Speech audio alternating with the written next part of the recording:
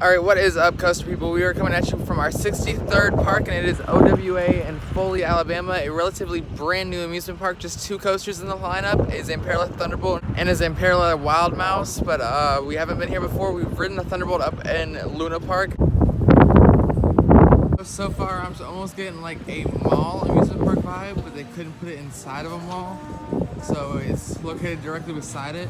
It looks really unique in here, a really unique atmosphere. Beautiful clear skies. A little windy though, that's the only concern.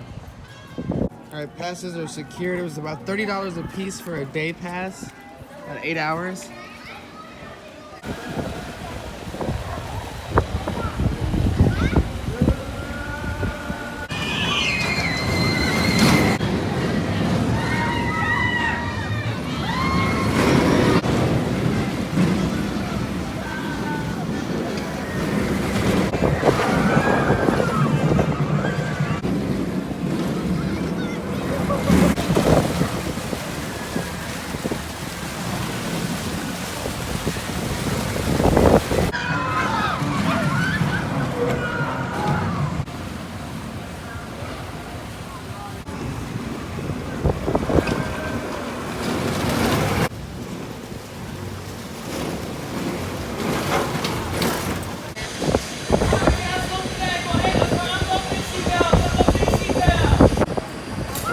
Full train around 3. Let's see full train. It does have a bit of a rattle. It's not too rough, it's not unbearable. I still think it's an incredible layout. The hang time is brilliant, the ejector is brilliant, the restraints are bizarre.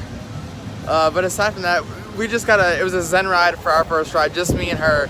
So we're gonna try to get a full train, see if that helps with the rattle at all. But we've got about a full 8 hours to marathon this.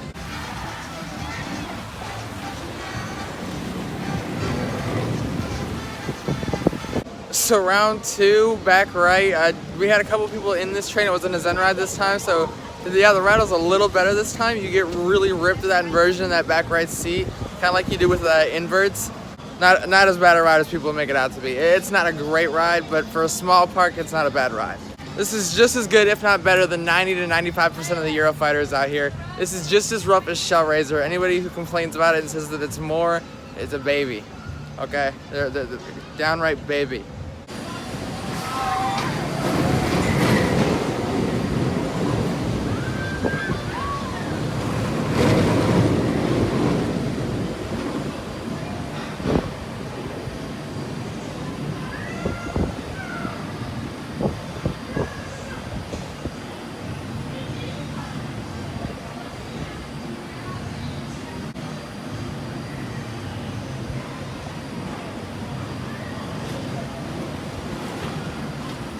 This place is just dumb fun. There's nobody here, so we're just marathoning it. That back right seat, there's so much ejector on it and so much whip through those inversions. That first ejector hill is just ridiculous.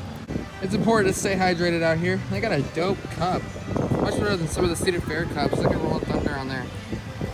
Alright, we're 2 hours through, 10 rides in. It's time to go to get some snack on and probably do a little schmoke. About to be lit. It's so nice having something this nice right by the park.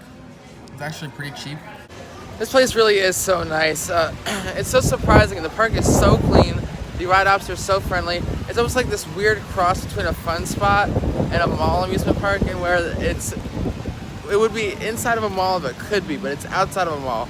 But it's almost like a fun spot because it's got all this, unique stuff around it, and it's got this one big main attraction and all these cute little flat rides. You get wristbands per ride, but it's just, I can't stress enough how beautiful the park is, how pretty it is, how clean it is.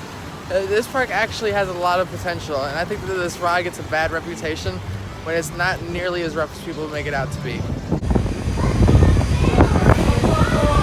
Alright, about 17 in, we're gonna get about 3 more and then probably head out of here. This thing is a gem. If they could add maybe a junior wooden coaster. And that's it from OWA. We got exactly 20 rides in on Rolling Thunder, and I have to say I absolutely love the Zamperla Thunderbolts.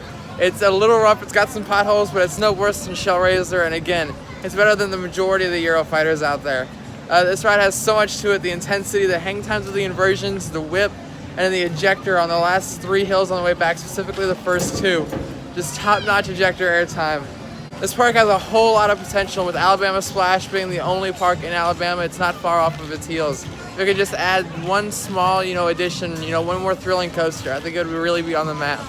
That's it for this weekend. Until American Dream next weekend, ride on. Like, comment, subscribe,